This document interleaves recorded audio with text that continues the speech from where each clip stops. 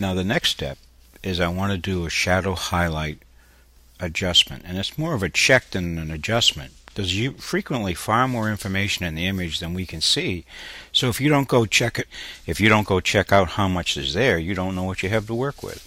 So this is something I always do. Now the other thing I always do is anytime I add a destructive edit, I always duplicate the background. I don't care how many copies of this background layer I have. Just drag it down over the piece of paper. There it is. Now I'm going to go on up. I'm going to go to Adjust, go to Shadow Highlight. This is what I refer to as a push-pull process. You shouldn't be looking at the sliders. You should be looking at your image. So once you determine where you need to make your adjustment, then just make sure that you're looking at the image when you're pushing the sliders. Now this automatic comes up with this much shadow, which I think is too much, so I'm going to push it all the way to nothing. But I can see now there are areas that I do want a little bit more detail in the shadow, so now I pull it back.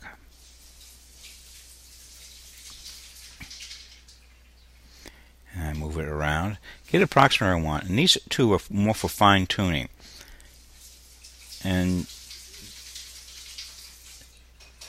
there you go. In this particular situation, they aren't doing as much as they usually do. Pull that back up. Okay, now I want to check out my highlights. So I'm going to pull it up to see what it does. Oh, it darkens the sky nicely. So I want a little bit more intensity in the blue in the sky, so I'm going to put it there. Move the other two sliders to see if they have any effect. Okay, now I'm going to come down to mid-tone. Now you usually don't do very much with mid-tone, and it doesn't seem to be having a lot of effect here. Now the color correction, that can be done easier with other pieces of software, so I usually don't use it, but I'll move it so we can see what the effect is.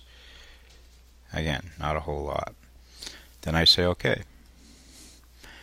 Now because I have a duplicated background layer, all I need to do is click on the eyeball and I can see the difference of my effect. And you see how it smoothed out the image, given us some more detail and shadows, made the sky a little bit better. So we're going to leave that just like it is.